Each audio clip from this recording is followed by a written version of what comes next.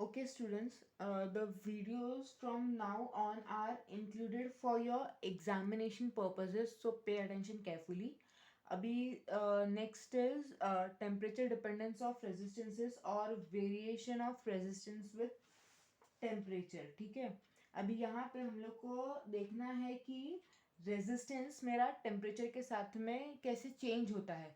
तो उसके लिए हम लोग ने क्या किया है कि कंसिडर कर रहे हैं हम लोग, एक तो ये मैंने कंसिडर किया है कि R0 रेजिस्टेंस ऑफ एक metallic conductor at 0 degree Celsius and R क्या है, resistance of metallic conductor at T degree Celsius. ये मैंने ग्राफ बनाया है रेजिस्टिविटी वर्सेस टेम्परेचर का। यहाँ पे एक, यहाँ पे ये साइड पे y एक्सिस पे हो गया मेरा रेजिस्टिविटी एंड x एक्सिस पे हो गया टेम्परेचर। ठीक है, और ये है मेटालिक कंडक्टर का ग्राफ, हमको बता रहा है क्या हो रहा है। तो मैंने कंसिडर किया है कि 0 डिग्री पे रेजिस्टेंस कितना है R0 and after certain time वहाँ पे उसका जो टेम्परेचर है, रेजिस्टेंस है, वो हो गया R। ठीक है, अभी हम लोग को ये पता है कि रेजिस्टेंस क्या होता है, टेम्परेचर के साथ में चेंज होता है। ठीक है, तो वो हम लोग को देखना है कैसे चेंज होता है। तो यहाँ पे हम लोग को देखना है कि जो चेंज इन टेम्परेचर है, मतलब टेम्परेचर यहाँ पे क्या कितना था, 0 था, यहाँ पे T है, तो 0 से T तक गया, तब रेजिस्टेंस कितना हो गया, R-R0। ये क्या हो गया, चेंज हो गया टेम्परेचर, तो ये R-R0 हो गया चेंज इन टेम्परेचर। बट हमको पता है कि ये जो चेंज इन रेजिस्टेंस है ये क्या है, प्रोपोर्शनल है, डायरेक्टली प्रोपोर्शनल है किसको, to the initial resistance at 0 degree Celsius. ये जो चेंज इन टेम्परेचर रेजिस्टेंस है ये प्रोपोर्शनल है to the resistance at 0 degree Celsius, तो दैट इज R0।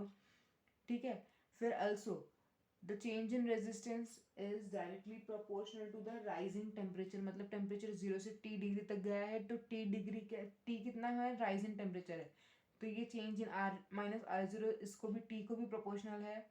तो यहाँ पे अभी ये दोनों इक्वेशन से क्या हो सकता है, R-R0 डायरेक्टली प्रोपोर्शनल हो जाएगा टू R0 इंटू T।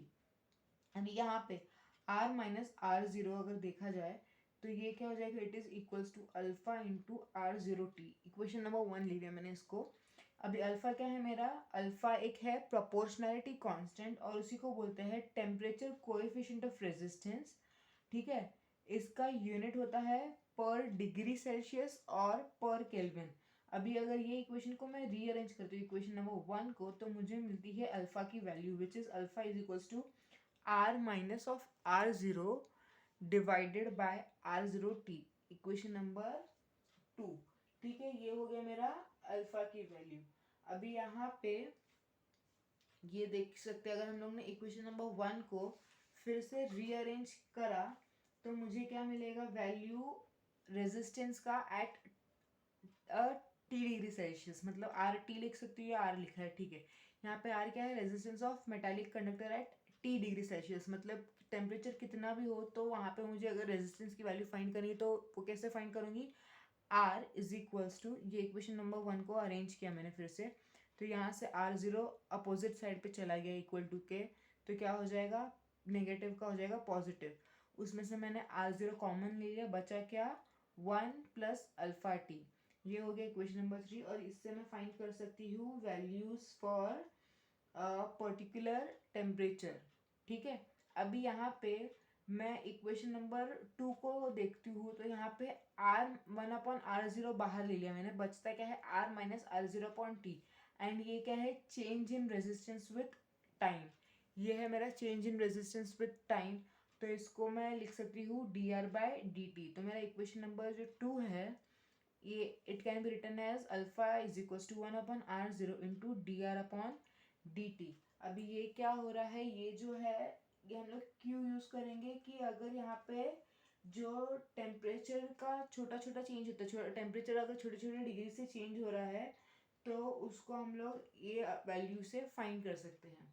ठीक है, अभी यहाँ पे हम लोग को देखना है resistivity of conductors, semiconductors and alloys.